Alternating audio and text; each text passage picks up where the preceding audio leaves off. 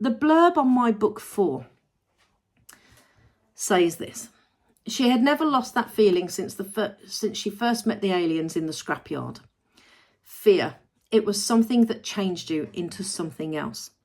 Now, isn't that the truth? Fear changes people dramatically. And that is why we are always being put into a state of fear.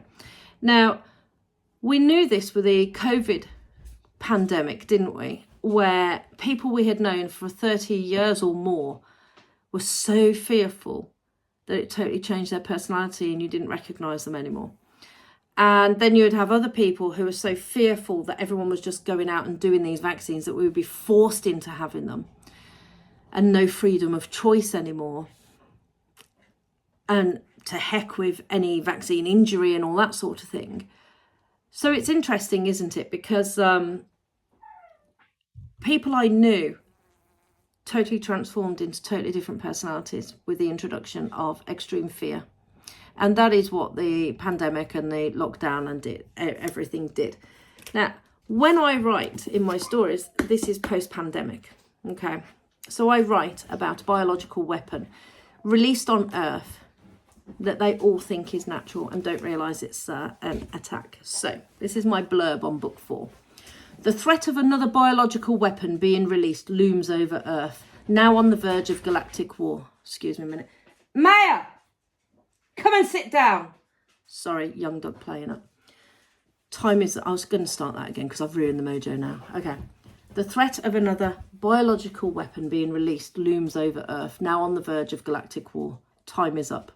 The children of Pisces must master their powers to save humanity. Their father, Master Bardo, and the Galactic Federation train them to turn them into the perfect warriors. Submerged in water tanks, they enter a virtual construct for intense training. Canine and feline humanoids and other alien species from Sirius, the Pleiades, Lyra, Draco, and more mentor and challenge the children during the grueling tank training. Jax faces a dangerous challenge and is pushed beyond the edge of human endurance. A more lethal pandemic looms on the horizon, poised to strike while humanity remains blissfully unaware. It's time to spark the flame of rebellion before humanity plunges into eternal night.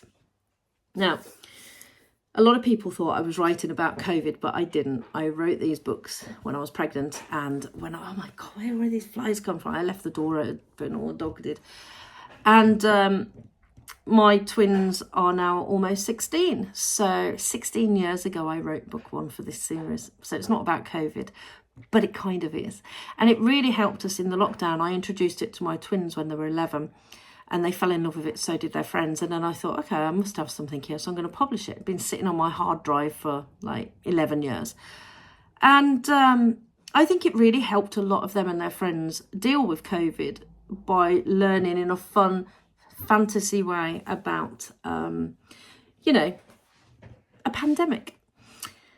There is a lot of truth in my heart in this series. It's not all fantasy, but you know, that's for one to discover as we wake up in the Matrix. You know, I'm a big Matrix fan, hence the virtual construct for their training. And I really love my writing. Now, in the Matrix, they plug you in at the back of the neck. In my books, they submerge you in water tanks with nanobots and cyanobacteria and things like that in order to help train you in this virtual construct, so to speak. Technical and complex. And I really enjoy what I do. So I am also wanting to work on a couple of other books. The Murder on the Orient Express, bringing science fiction to the Orient Express, because my daughter and I are going on that soon. And also the bringing science fiction to the Peaky Blinders. You're going to love that. I think you're really going to love that. I come from Peaky Blinders, so I'm really excited about that. And yeah, that's me in a nutshell. I'm an IT consultant. I write young adult science fiction on the side. I'm a single mom with twin boy and girl teenagers. And I'm really cheesed off with the council, and they're going to get a whoop-ah thing, a butt kicking, whatever we call it, you know. But I am really fed up of the poppycock that we have in this world and how the UK is, and it's absolutely crazy. So I'm going to stand up for our rights, and my message and goal with that is to let other single moms who probably aren't as fortunate as me, where you divorced a lawyer who gives you regular child maintenance without messing you around. I work with a lot of really lovely guys in IT, but every now and then you come across one idiot who sits there bragging about when he takes his child out, he deducts the zoo tickets and train tickets that he and his child use from the mother's child maintenance payment because he's not giving her that money. And they have absolutely no clue how little that child maintenance is and how it does not stretch very far. So I know a lot of people who don't get child maintenance or get played around by their guys, and it's a real shame. So I'm very fortunate. I'm a career woman. I have a very good salary myself. I always earned more than my ex-husband. I divorced a partner in a law firm, and I do very well. So when I got ill and nearly died, I was quite shocked by how the council harassed me and treated me, and hence this mission. And now I want to just empower other single moms who maybe don't have the fortune that I have, the good fortune of a regular child maintenance payment or a nice career. And I want to just say to you, don't let them shame you, belittle you, or put you down, because I'm quite shocked how they've tried to shame me and put me down, report me to Child Protective Services and all this rubbish. It's ridiculous. But I'm a very confident woman, and I'm very confident and happy in my own ability as a mother, as a parent, as everything, you know. I do get judged by people. I just feel like, God, it's gone on for 16 minutes. I don't know how to talk a lot.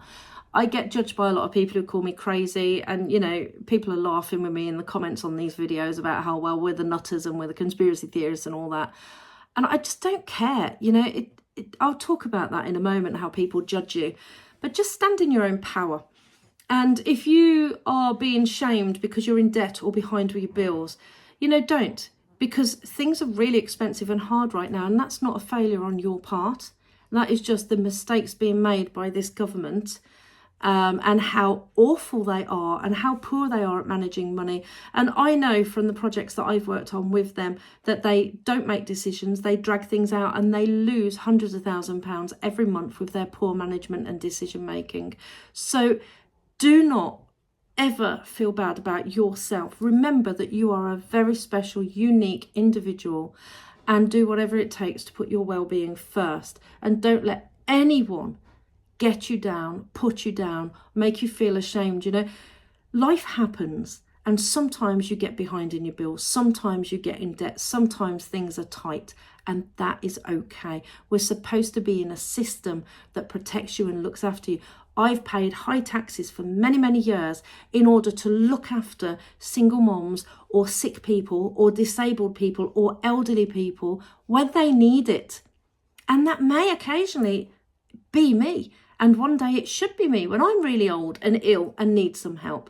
And that's what we're supposed to be paying into this system for, not the BS that is going on right now. So do not feel ashamed or belittled if you're in debt, if you can't afford your bills, or if you can't pay it, because things are hard right now and it's not your fault.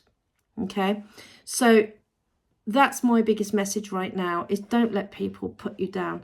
And I do this all through my books. I talk about fear. I talk about dealing with those negative emotions, because I am an energy worker. I am a light worker.